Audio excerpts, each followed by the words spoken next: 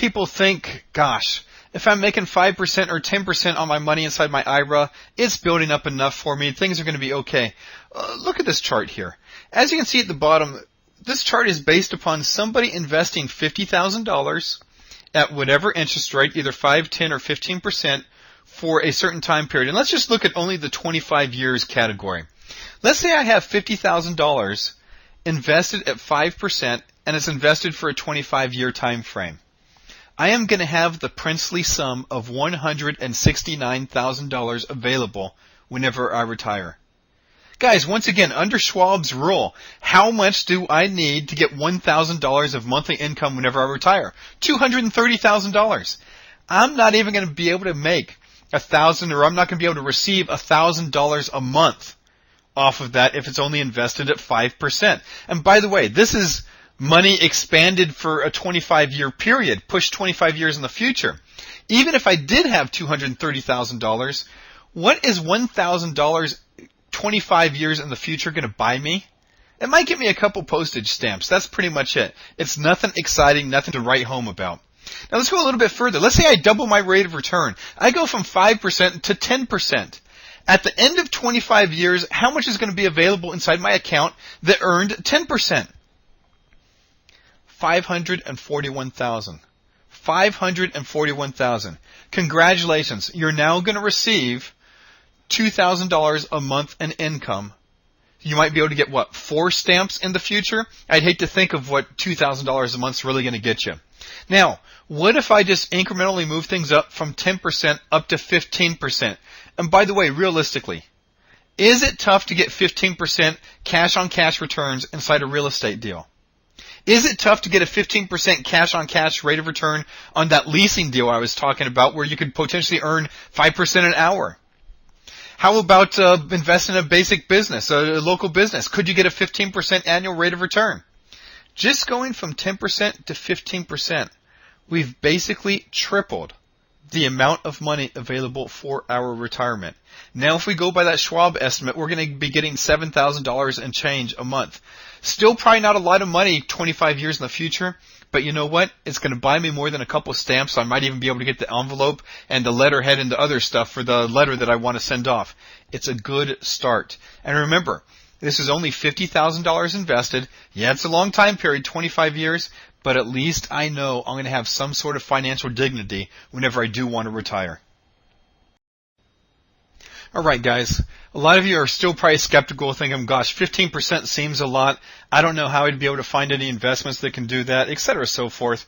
Let me share with you a couple drama and true life stories. First one, and this actually happened.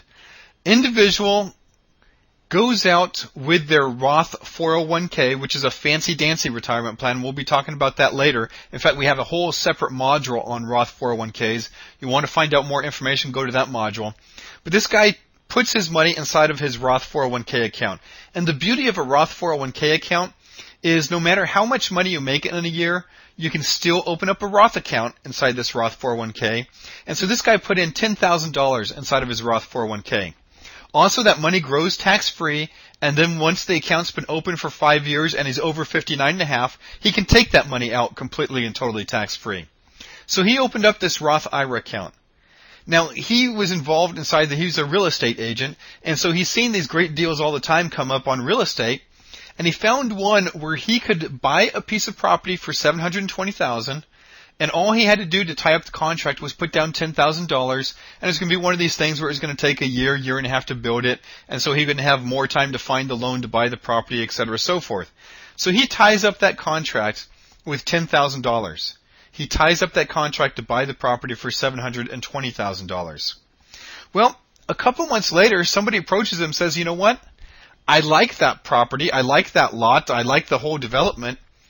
I know that you've got one of the last deals going on where you have the right to buy it for $720,000. I would like to pay you $40,000 right now today for you to assign that contract over to me. Now, this guy's no dummy. He put down $10,000, and now somebody's willing to give him $40,000, and that's in addition to his $10,000 initial investment. They're going to recoup that for him, too.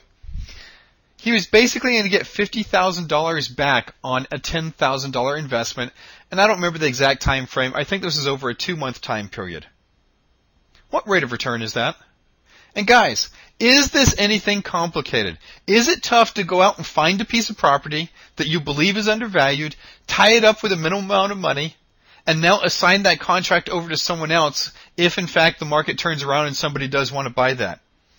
I'm not going to say this is a get-rich-quick course where you can go out and find those things 20 times a day. I'm going to say it's going to be hard work, but I think there's some of those deals out there.